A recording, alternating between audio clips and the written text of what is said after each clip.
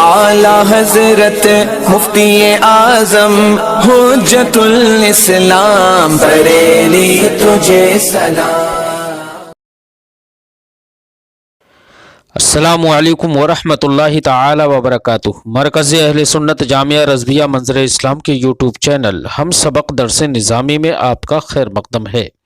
پیارے بچوں، جنہوں نے ہمارے چینل کو اب تک سبسکرائب نہیں کیا ہے وہ ضرور سبسکرائب کر لیں اور بیل آئیکن یعنی گھنٹی بھی بجا دیں تاکہ ہر ویڈیو کی نوٹیفیکیشن اطلاع آپ تک اپلوڈ کرتے ہی پہنچ جائے، اور اپنے دوستوں سے بھی شیئر کریں، اور بات پسند آئے تو لائک بھی کیا کریں، اور اپنے قلبی تاثرات کو کمنٹ کر کے بھی ضرور بتائیں۔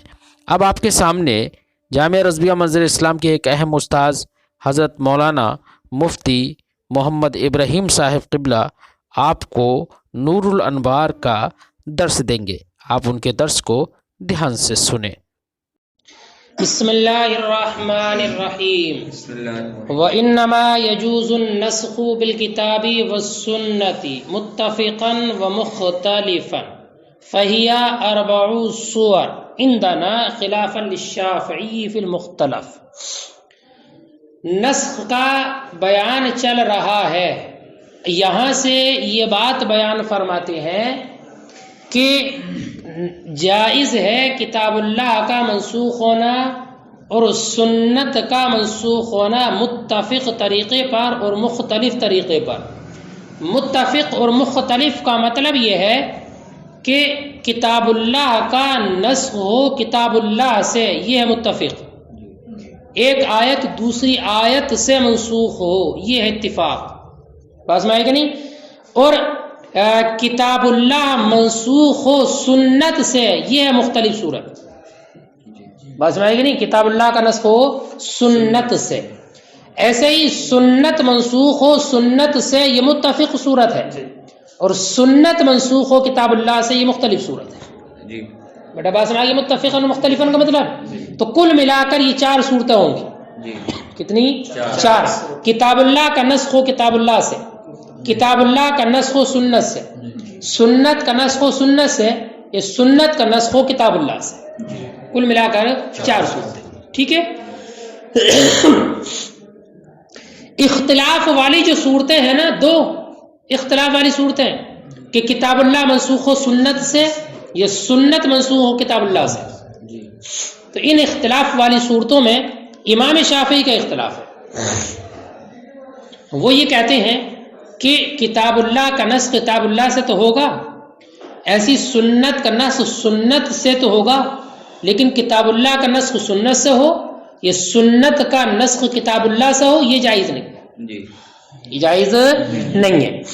دلیل انہوں نے یہ دی ہے کہ اگر کتاب اللہ منسوخ ہو سنت سے، یعنی سنت ناسخ ہو، تو اب طعن کرنے والے لوگ یہ کہیں گے کہ نبی اکرم صلی اللہ علیہ وسلم نے اللہ کی تکذیب کی ہے، کہ اللہ نے تو یہ بیان کیا تھا، محمد یہ بیان کرتے ہیں، تو اس کو جھٹلا رہے ہیں۔ تو سب سے پہلے جھٹلانے والے تو خود محمد ہی ہیں، رسول ہی ہیں، تو ہم ان کی بات پر کیسے تصدیق کر لیں کہ یہ خود ہی اللہ کی کلام کو جھٹلا رہے ہیں، تو ان کی تبلیغ پر ہم کیسے ایمان لے آئیں؟ اس لیے کتاب اللہ کا نسخ سنت سے جائز نہیں ہوگا، ایسی سنت کا نسخ کتاب اللہ سے جائز نہیں، چونکہ ایسی صورت میں طعن کرنے والے یہ کہیں گے کہ اللہ تعالیٰ خود اپنے رسول کے قول کو جھٹلا رہا ہے، اس کی تکذیب کرتا ہے، تو پھر ہم اللہ کے قول کی تصدیق کیسے کریں، محمد کے قول کی تصدیق کیسے کریں؟ اس لیے یہ اختلاف والی جو صورت ہے نسخ کی، یہ جائز نہیں ہے۔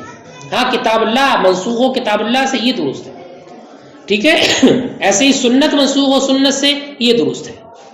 ہمارا جواب یہ ہے کہ یہ جو طعن کا آپ اعتبار کر رہے ہیں نا، اس طعن سے کوئی چھٹکارا نہیں ہے متفق صورتوں میں بھی، کہ اگر سنت کا نسخ سنت سے ہو، کتاب کا نسخ کتاب سے ہو، تو بھی یہ طعن کیا جا سکتا ہے۔ کیوں؟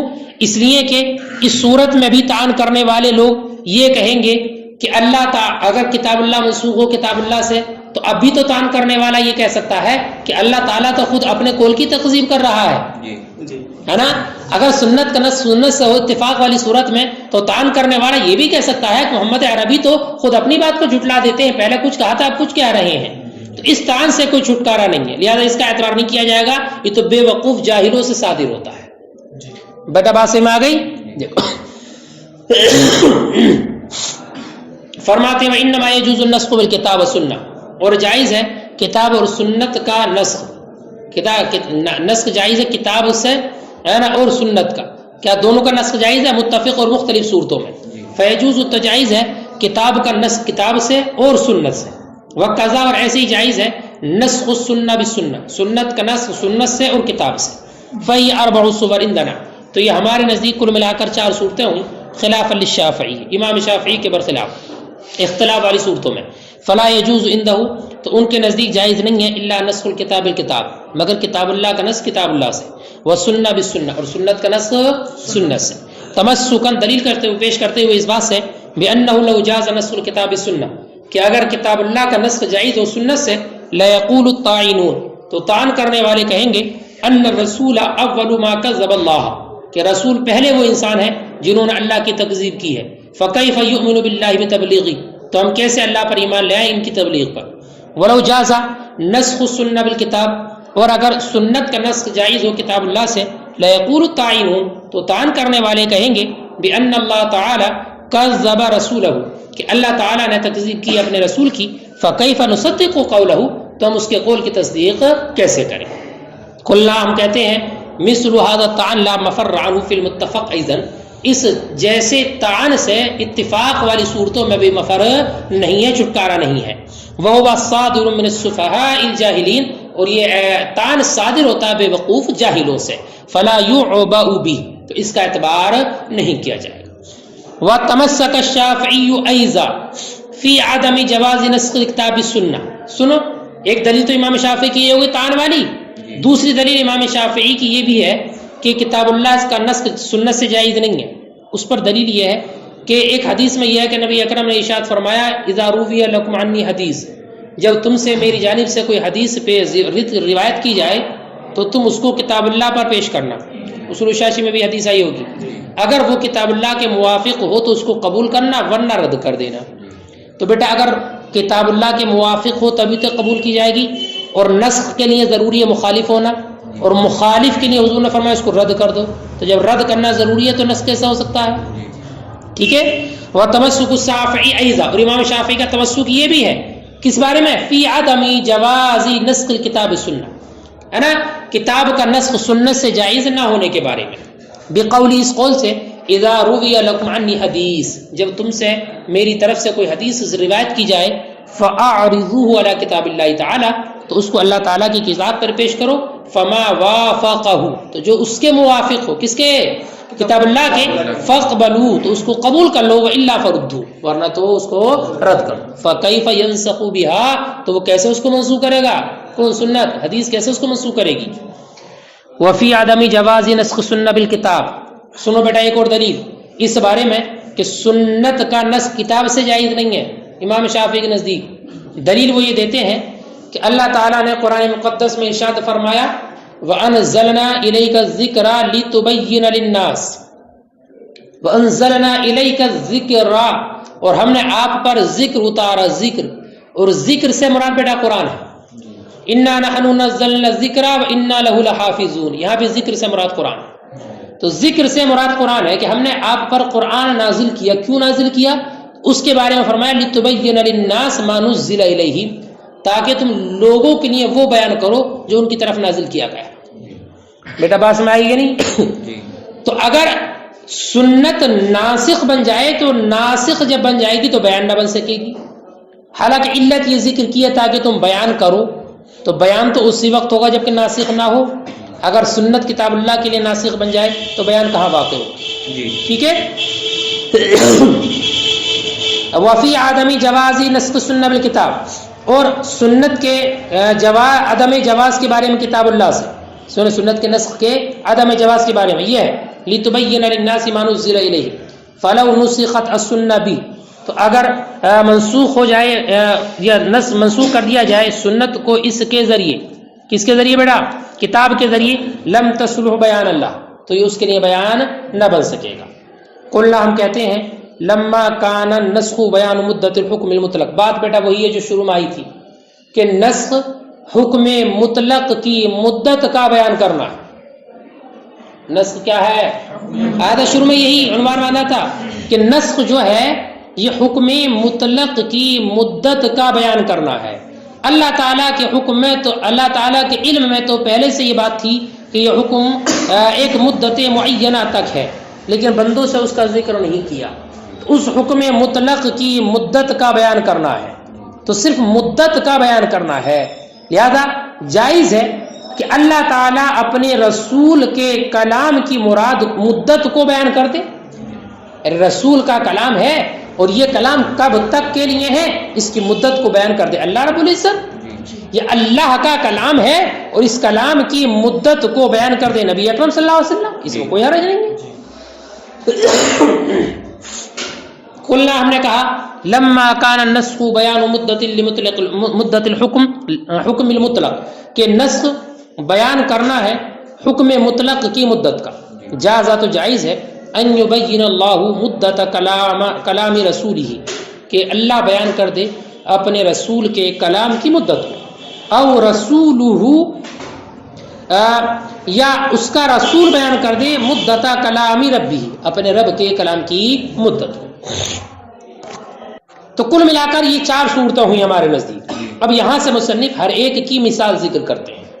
فرماتے ہیں کتاب اللہ کا نسخ ہو کتاب اللہ سے، اس کی مثال کتاب اللہ کا نسخ ہو کتاب اللہ سے، اس کی مثال سنو۔ فرماتے ہیں وہ آیات کہ جن میں معاف کرنے اور درگزر کرنے کا ذکر ہے۔ کائے کا ذکر ہے؟ معاف کرنے اور درگزر کرنے کا، جیسے کہ پیچھے میں آیت کریمہ گزری فاعفوا واصفحوا حتی یأتی اللہ بامرہ وتول عنہم حتی حین فاعرض عنہم، اس جیسی آیات بیٹا قرآن میں 100 سے بھی زیادہ آیات اس وقت موجود ہیں۔ 100 سے بھی زائد آیات ایسی ہیں کہ جن میں معاف کرنے اور درگزر کرنے کا ذکر ہے، ان سے اعراض کرنے کا ذکر ہے۔ تو یہ تمام کی تمام آیات منسوخ ہیں آیات قتال سے، آیات قتال سے ان سے منسوخ ہیں کہ جن آیات میں جنگ کرنے کا قتال کرنے کا حکم دیا گیا ہے۔ تو آیت منسوخ ہے آیت سے۔ فمثال نسخ الکتاب بالکتاب، تو کتاب اللہ کے نسخ کی مثال کتاب اللہ سے نسخ آیات العفو والصفح، معاف کرنے اور درگزر کرنے والی آیات کا منسوخ ہونا بآیات القتال، آیات قتال۔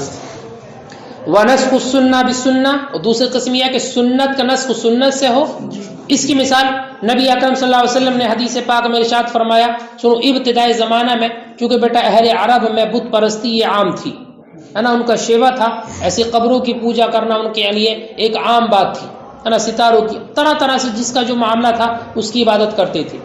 یہ اللہ کے رسول صلی اللہ علیہ وسلم نے قبروں پر جانے سے منع کیا تھا تاکہ لوگ یہ نہ سمجھے کہ ان کی بھی پوجا کرنا ہے، ٹھیک ہے۔ لیکن بعد میں جب اسلام کا غلبہ ہو گیا اور اسلام صحیح طریقے سے پھیل گیا تو اللہ کے رسول نے قبروں پر جانے کی اجازت دی تھی۔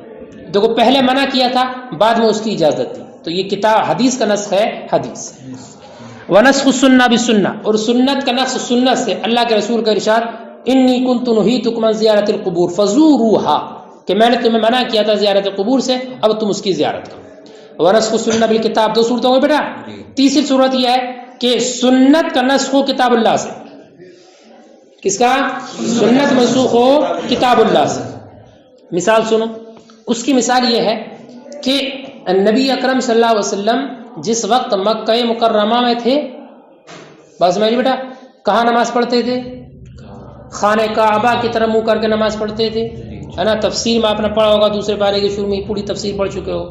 تو مکی زندگی میں آپ نماز پڑھتے تھے خانہ کعبہ کی جانب منہ کر کے، بس میں کہ نہیں۔ اور جب آپ نے ہجرت کی مدینہ طیبہ کی جانب، تو اس وقت میں اللہ کے رسول صلی اللہ علیہ وسلم نماز پڑھنے لگے بیت المقدس کی طرف منہ کر کے۔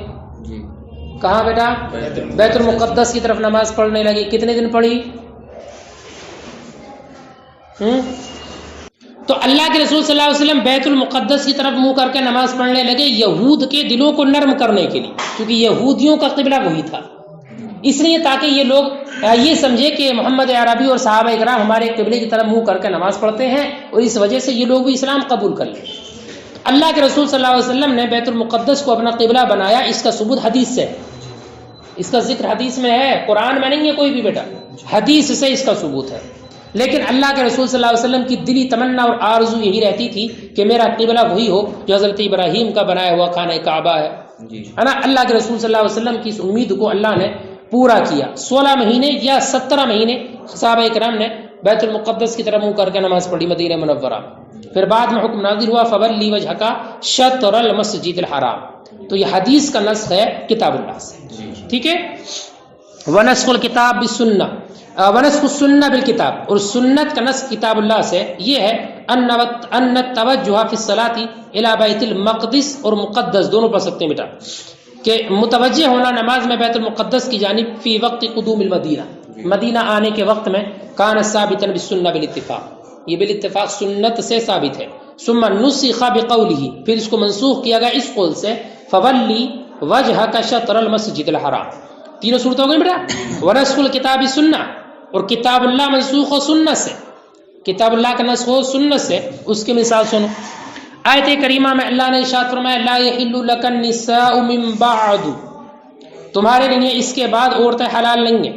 من بعد ای بعد التسع، نو کے بعد تمہارے لیے عورتیں حلال نہیں ہیں. 9 تک عورتیں تمہارے لیے حلال ہیں، اس کے بعد نہیں. ارے بیٹا باز میں آئے گی نہیں. تو آیت کریمہ سے یہ ثابت ہے کہ حضور کے لیے 9 تک بیویاں جائز ہیں. باز میں آئے گی نہیں. لیکن ایک روایت جس کی راویہ حضرت عائشہ رضی اللہ تعالیٰ عنہا ہے، اس میں یہ ہے کہ اللہ کے رسول صلی اللہ علیہ وسلم نے ان کو یہ خبر دی، کس کو؟ حضرت عائشہ کو، بِأَنَّ اللَّهَ أَبَاحَ لَهُ مِنَ النِّسَاءِ مَا شَاءَ، کہ اللہ نے ان کے لیے مباح کیا ہے عورتوں میں سے جتنی چاہیں. آیت کریمہ 9 پر دلالت کرتی ہے، اور حدیث پاک میں یہ ہے کہ جتنی چاہیں اتنی عورتوں کو اللہ رب العزت نے ان کے لیے حلال کیا ہے. تو یہ آیت کا نسخ ہے سنت سے. بیٹا بات میں آ گئی، چاروں صورتیں ہو گئی. اور ایک قول یہ ہے کہ یہ آیت کریمہ جو ہے نا لا یحل لک النساء، یہ سنت سے منسوخ نہیں ہے بلکہ آیت سے ہی منسوخ ہے. اور اس کی ناسخ وہ آیت کریمہ ہے جو تلاوت میں اس سے پہلے ہے. کس سے؟ لا یحل لک النساء من بعد، اس سے پہلا آیت کریمہ ہے جو تلاوت میں ہے، اور وہ ارشاد ہے انا احللنا لک ازواجک اللاتی آتیت اجورہن. اس سے پہلے جو آیت کریمہ ہے تلاوت کے اعتبار سے، نزول میں نہیں بیٹا، تلاوت میں اس سے پہلے ہے، تو یہ آیت کریمہ اس کے لیے ناسخ ہے. آیت کریمہ اس کے لیے ناسخ ہے. کیوں؟ اس لیے کہ یہ آیت کریمہ جو ہے نا انا احللنا لک ازواجک اللاتی 22 پارے میں بیٹا اجور آتیت اجورہن، یہ آیت کریمہ ازواج کثیرہ کو حلال کر کے احسان جتانے کے لیے ہے. ٹھیک ہے. تو اب یہ آیت کریمہ لا یحل لک النساء من بعد کے لیے ناسخ بن جائے گی. اور بعد نے یہ کہا ہے کہ نہیں، دوسرا ایک قول ہے ترجی من تشاء منہن وتؤوی الیک من تشاء، یہ بھی وہیں پر ہے. یہ آیت کریمہ اس کے لیے ناسخ ہے. ٹھیک ہے. تو حدیث بھی ناسخ بن سکتی ہے اور خود یہ آیت کریمہ بھی ناسخ بن سکتی ہے. ونسخ الکتاب السنہ، اور کتاب کا نسخ سنت سے مثل قولی تعالی، جیسے کہ اللہ تعالیٰ کا ارشاد لا یحل لک النساء من بعد اے بعد التسع نسخ بما روت عائشہ، یہ منسوخ کی گئی اس سے کہ جس کو روایت کی حضرت عائشہ نے، ان النبی اخبرہا، کہ نبی اکرم نے ان کو خبر دی بان اللہ اباح لہ من النساء ما شاء، کہ اللہ نے ان کے لیے مباح کیا ہے عورتوں میں سے جو چاہے. وقیل، اور کہا گیا ہوا منسوخ بالآیہ، یہ آیت کریمہ منسوخ ہے اس آیت سے التی قبلہا فی التلاوہ، جو تلاوت میں اس سے پہلے ہے. اعنی قولو، یعنی اللہ تعالیٰ کا ارشاد انا احللنا لک ازواجک اللاتی آتیت اجورہن، بے شک ہم نے حلال کیا تمہارے لیے تمہاری وہ بیویاں کہ جن کا تم مہر عطا کر دو. اجور سے مراد مہر ہے. فإنه سیق للمنۃ بإحلال الازواج الکثیرہ لہ، کہ یہ آیت کریمہ لائی گئی ہے احسان جتانے کے لیے آپ کے لیے ازواج کثیرہ کو حلال کر کے. او قولہ تعالی، یہ اللہ تعالیٰ کا یہ ارشاد مبارک ترجی من تشاء منہن وتؤوی الیک من تشاء، کہ ان میں سے جس کو آپ چاہیں دور کر دیں اور جس کو چاہیں اپنے قریب کر لیں. وہکذا کل ما اوردوا فی نظیر نسخ الکتاب السنہ، فرماتے اور ایسے ہی ہر وہ مثال کہ جس کو علماء نے ذکر کیا ہے کتاب اللہ کے نسخ کی مثال میں سنت سے، جہاں بھی علماء نے یہ ذکر کیا ہے کہ یہ کتاب کا نسخ سنت سے، تو اس مثال میں ہر جگہ فقط وجدنا، ہم نے پایا ہے اس میں نسخ الکتاب الکتاب، کتاب کا نسخ کتاب سے ہے. علماء نے اس میں استدلال یہ کیا ہے کہ کتاب اللہ کا نسخ حدیث سے ہے، لیکن غور و فکر کرنے سے یہ معلوم ہو جاتا ہے کہ وہاں پر کوئی نہ کوئی دوسری آیت بھی ایسی ہوتی ہے جو اس بات پر دلالت کرتی ہے کہ اس آیت سے اس کا نسخ ہے. بقطع النظر عن السنہ، قطع نظر کرتے ہوئے سنت سے، علی ما حررت فی التفسیر الاحمدی، جیسے کہ یہ مکمل تفسیر میں نے تفسیر احمدی میں لکھی ہے کہ کون کون سی آیات ایسی ہیں جن کا نسخ کتاب حدیث پاک سے ہے، لیکن بعض ان میں غور و فکر کرنے سے کچھ آیات ایسی بھی مل جاتی ہیں جو ان کے نسخ پر دلالت کرتی ہیں، جیسے کہ یہاں پر ہی کہ حضرت عائشہ والی حدیث بھی اس کے لیے ناسخ بنتی ہے، اور اس کے علاوہ یہ دو آیت کریمہ بھی ہیں جو اس کے لیے ناسخ بننے کی صلاحیت رکھتی ہے۔ ٹھیک ہے بھائی؟